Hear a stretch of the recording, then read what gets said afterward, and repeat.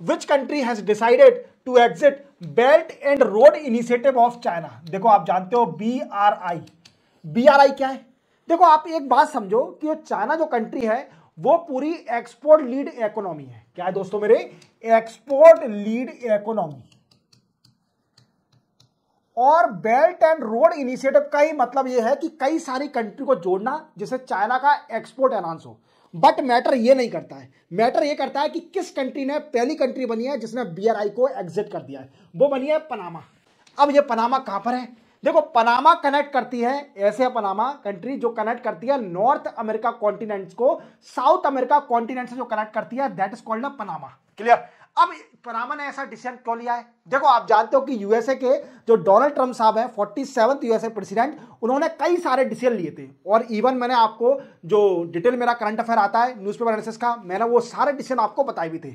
एक डिसीजन उनमें से ये था, मैं सारे डिसीजन तो आपको नहीं बताऊंगा क्योंकि टाइम कम है। एक डिसीजन उसमें से ये था कि पनामा कैनल, जो पनामा कैनल है उस पर पूरा यूएसए कंट्रोल करेगी। क्या है?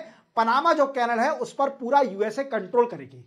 अब इसको कंट्रोल करने के साथ पनामा में हलचल मच गई कि यार यूएसए डोनाल्ड ट्रम्प साहब के आने के बाद ही ये यूएसए कैसे कैसे डिसीजन ले रही है। इवन धमकी दी गई, जो अभी लगाई दिया है ऑब्वियस सी बात है, टैरिफ भी लगाई दिया है, ब्रिक्स को दी, कनाडा, मैक्सिको, चाइना इवन। और इसके पीछे रीजन दिया यूएसए ने कि जो पनामा है ये किसका सपोर्ट कर रही है? चाइना का सपोर्ट कर रही है। इवन चाइना के शिप को पास करती है पनामा कैनल से और उनसे कम वो ले रही है, जो भी रेट है, जो भी टैरिफ है उनसे कम टैरिफ ले रही है। इवन यूएसए ज्यादा टैरिफ ले रही है। तो यूएसए ने बोला कि पनामा कैनल पर पूरा कंट्रोल किया जाएगा by USA government in future. Clear? तो पनामा में हलचल मच गई और पनामा ने सोचा, देखो पहले तो उन्हें लगा कि मजाक है ये ड्यूरलिज्म आपका, जब डोनाल्ड ट्रम्प साहब ने जो बोला था वो करके दिखाया तो पनामा समझ गई ये आदमी पनामा कैनल पर भी कंट्रोल करने वाला है, तो इससे अच्छा है कि चाइना से दूरी बना ली जाए।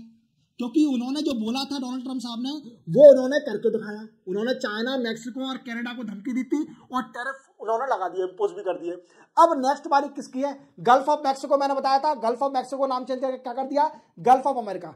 अब नेक्स्ट बारी है पनामा की। तो पनामा ने बोला कि भैया हमको माफ करो, हम जा रहे हैं China belt and road initiative को एग्जिट कर रहे हैं।